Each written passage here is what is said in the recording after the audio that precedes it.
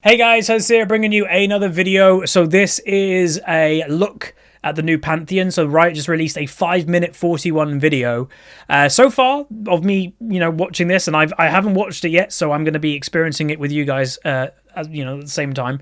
They haven't released the ability list and everything like that, but I believe we'll be able to kind of break down what he looks like and what he does from this, hopefully.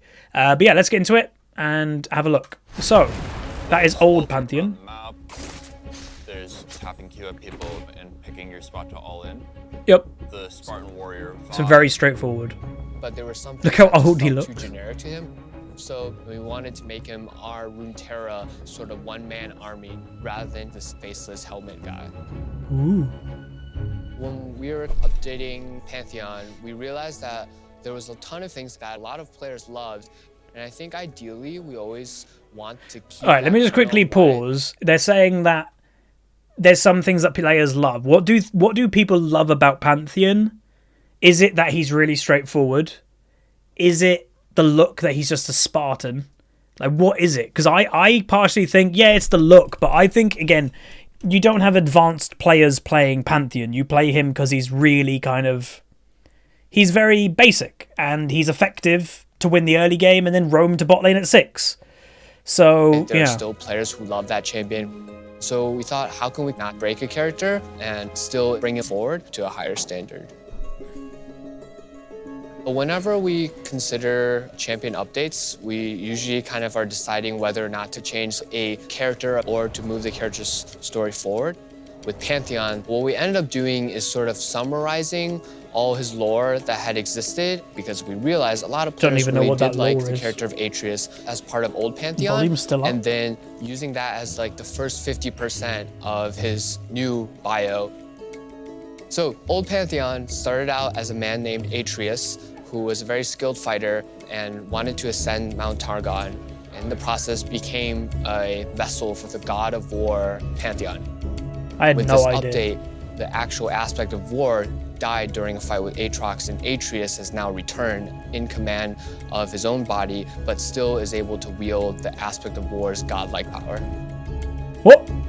That sounds cool as hell. Hit art and lore that we wanted to make him feel like a skilled warrior. Is that him? So myself and Sunny, who's another artist here on the champion team, we went through a couple of ideas. One of them was where he had all these multiple spirit arms that would come out of him. There was also an idea where he had a bunch of swords and spears and things stuck into his shield. And we were doing a lot of different things with the spear. We had all these floating bits going on.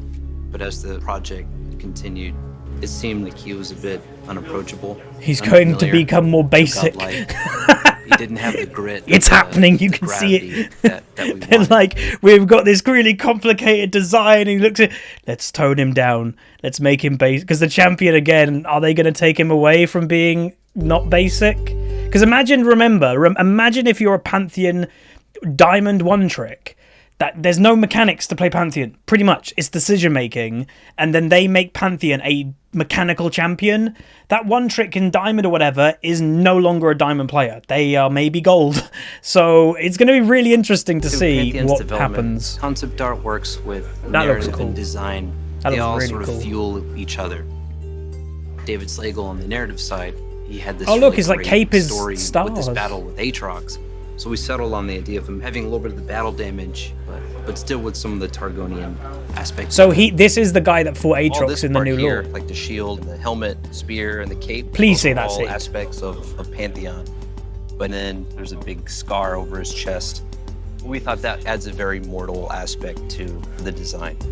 Holy! One thing we found out in development that surprised me a little bit was how much attachment there is on the character as a spell-based character. Old Pantheon is a very simple kit. He throws spears, he has a point-and-click stun, and every game kind of played out the same. They're trying to take away from that. What we were trying to do here was move him to, he's no longer like deterministically going to win in these ways that he was before.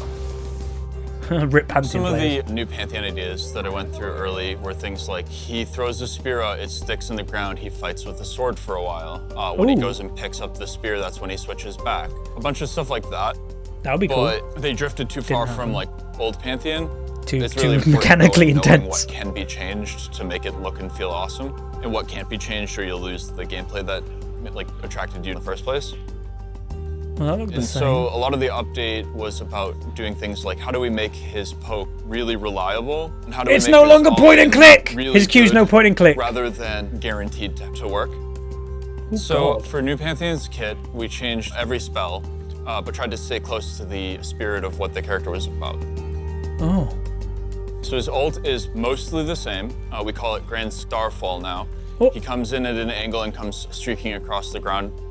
There are, I think, some gameplay wins to that. I expect skilled Pantheon players to like hit more enemies with their Okay, Grand that's way Starfalls better. than they did with old Pantheon's Oh Grand my Skyfall. god.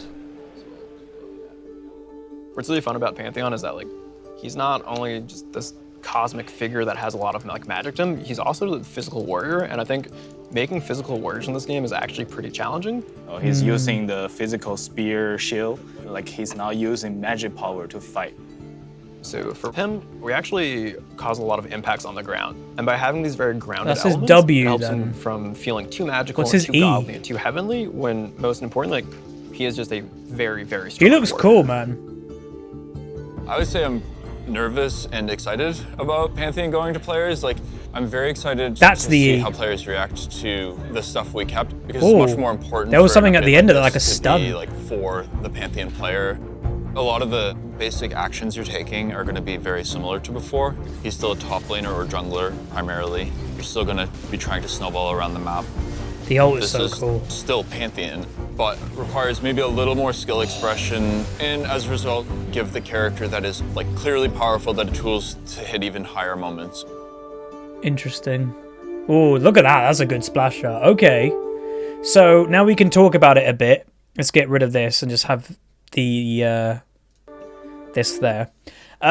Initial thoughts. He looks pretty cool. It does literally just look a redesigned Pantheon, which I think a lot of people would like. He is not completely different.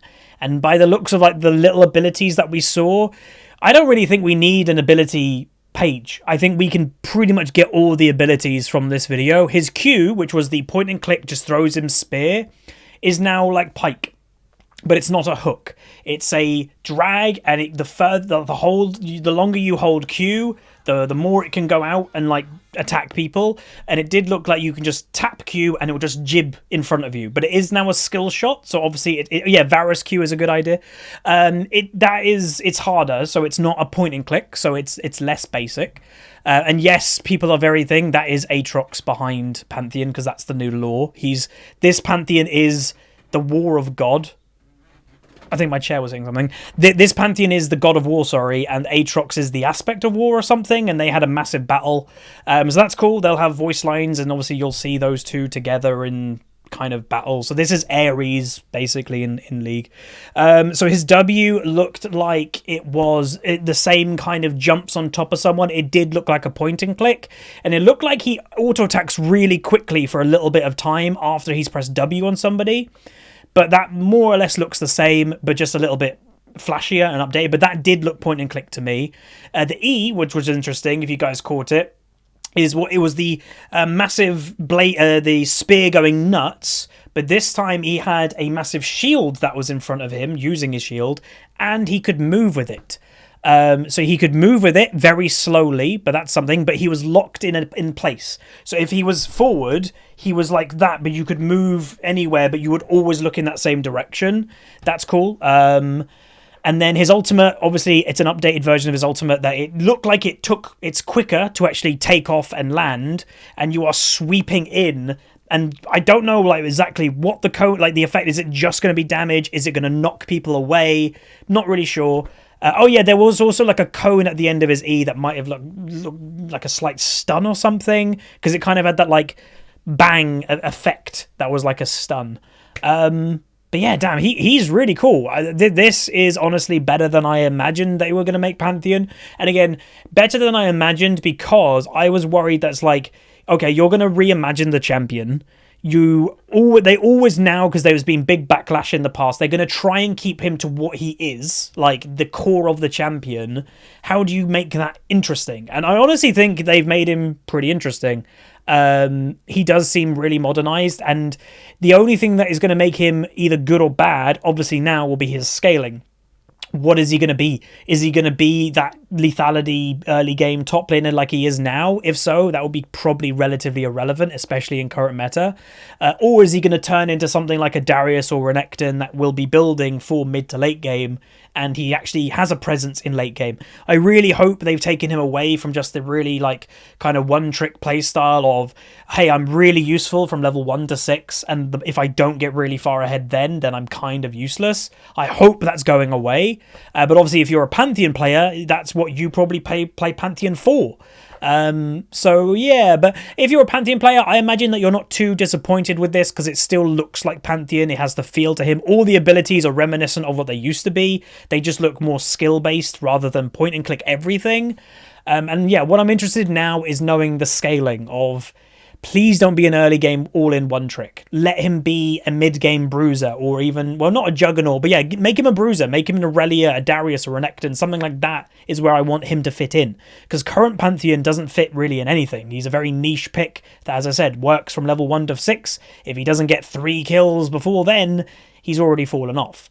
But yeah, that's going to be it. If you guys did enjoy this little video looking at the new Pantheon, throw a like on it. Let me know in the comments what do you think of him, especially if you are someone that likes Pantheon and you like playing him. That would be interesting to know. But yeah, like, subscribe, comment down below. See you guys next time. Peace.